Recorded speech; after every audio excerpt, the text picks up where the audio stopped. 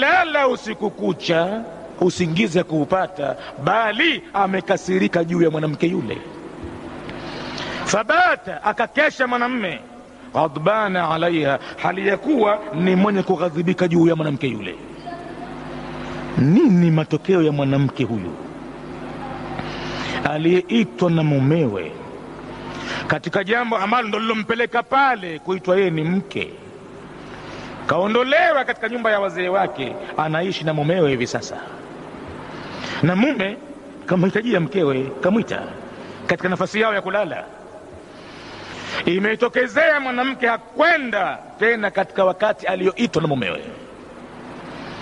Pengine mwanamme ana matatizo mbalimbali ya kidunia, matatizo ya kiafya yake mwilini mwake, shughuli za ulimwengu zilizomzonga na makazi mbalimbali dhamana. Ule wakati aliohitajia yeye, basi mwanamke lazima autekeleze wakati ule,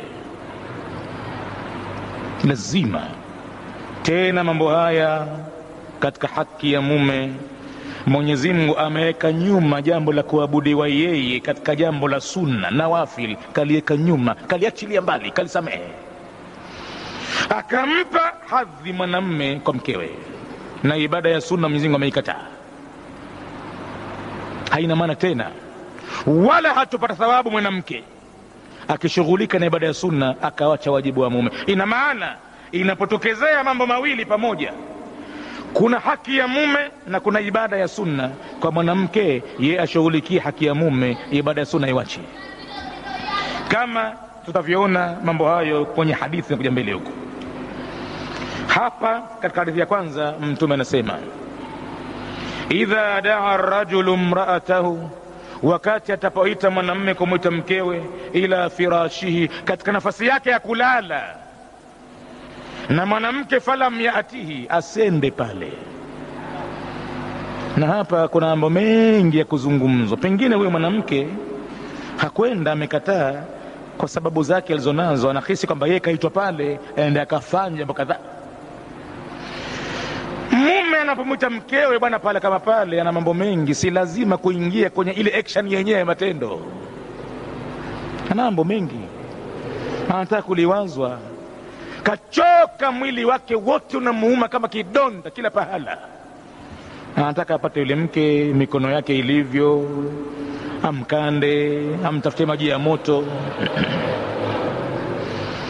amfanyie huduma mumewe, ambazo yeye ni mwanamke, yeye ni mume, mambo kadha wa kadha. Au ana mawazo ya fikra mpya kaipata, lakini pahala alipoona nitaweza kuzungumza vizuri zaidi na huyu mke wangu ni pahala pale, huku tunazungumza na huku wenyewe wamekurubiana. Manake wao wameitwa zauji, kila mmoja ni zauji. Zauji manake ni kitu kilichogandamana na mwenziwe, pea.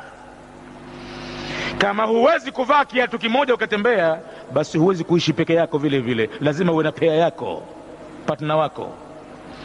Kila mmoja katika wawili hawa Mwenyezi Mungu amemwita kwa ni nguo. Hunna libasul lakum wa antum libasul lahunna. Kama huwezi kutoka bila nguo, na vile vile huwezi kuishi bila mke, wala huwezi kuishi mwanamke bila ya mume. Sasa kuitwa pala pale, fikra za watu wengi zinakuja kwamba ameitwa kwa jambo kadhaa, wala silo.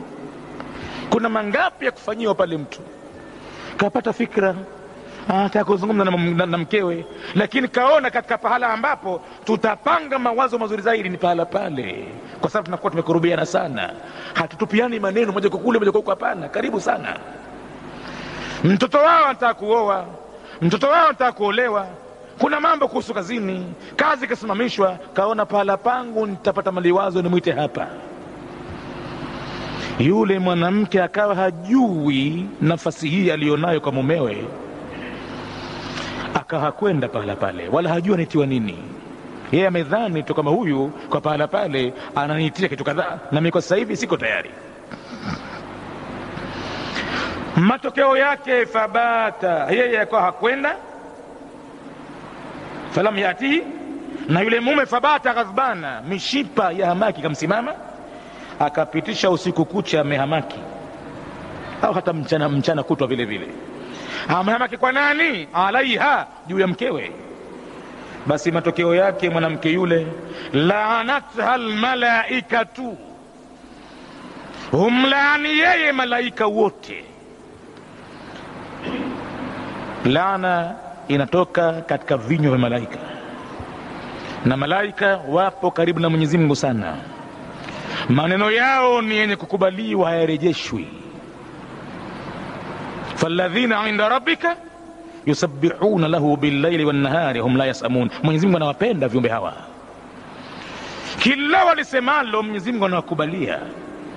Alipokataa mke kutekeleza hilo, matokeo yake fabata ghadbana alaiha, mume akalala hali ya kuwa amekasirika naye yule mkewe.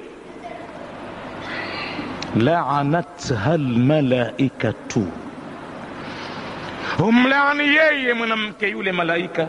Tena laana yenyewe si kwa muda dakika 5, si kwa muda robo saa.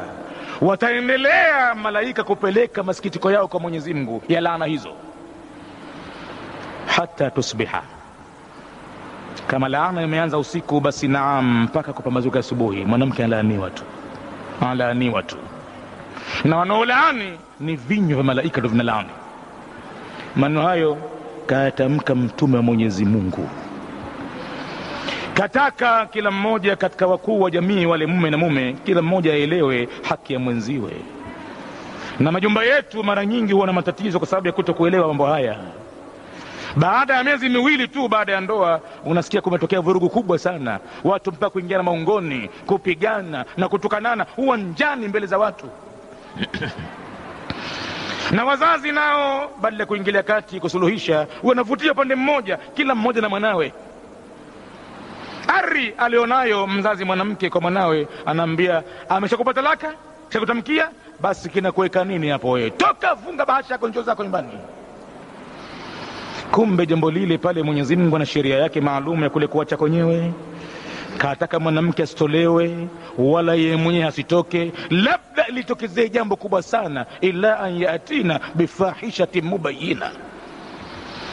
Na katika mambo hayo Mwenyezi Mungu anasema watilka hududullah, ni hiyo ni katika mipaka yake Mwenyezi Mungu, msikiuke manake. Basi humlani yeye mwanamke huyo malaika hata tusbiha, mpaka kupambazuka asubuhi. Alhadithu muttafaqun alayhi, hii hadithi imewafikiwa na maimamu wawili wakubwa hadithi, Bukhari na Muslim. Wa fi riwayatin, na katika masimulizi mengine mbali ya hayo, lahuma, kutokana na maimamu wawili hawa Bukhari na Muslim,